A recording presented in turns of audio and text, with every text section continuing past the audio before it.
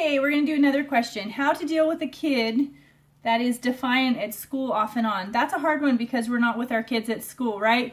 And so the first place I would start is I would talk to your child and I would talk to their teacher. When you're talking to your child, I would ask them, tell me a little bit about what's going on at school. How do you feel when you're at school? How do you feel about what you're learning? How do you feel about the classroom environment? How do you feel about the other kids that are around you? Do you find that it's easy to hear your teacher and learn from your teacher? Is there anything that's distracting you? So I would start first with those types of questions and see, kind of get a feel for where your kid is at. And then once you've done that, I would kind of gather that information and I would talk to the teacher and say, hey, can you tell me a little bit about what's going on when my child's being defiant? What's going on right before that? What's happening after that? What's the environment like? We want to try and build a little bit of a mental picture of what's happening when we're not present. And then from there, I would try to come up with a plan that's going to fit your child. You always know your child best, right?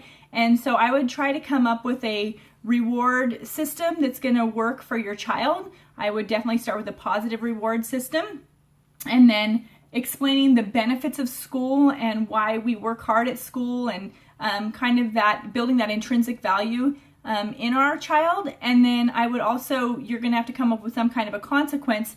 I would really try to make this something that's going to work for your child, though. You're going to have to get specific to your child.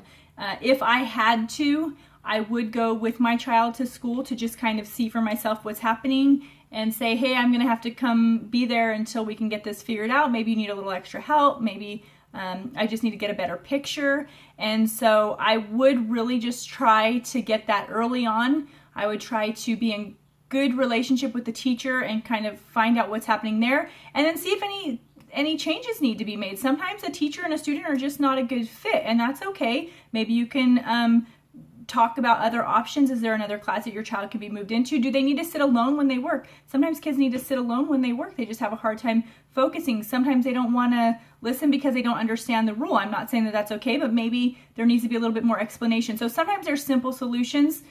Sometimes there's not, but I would definitely start with gathering information. Let's try and figure out and get a picture painted of what is going on when I'm not there. That would be my first step.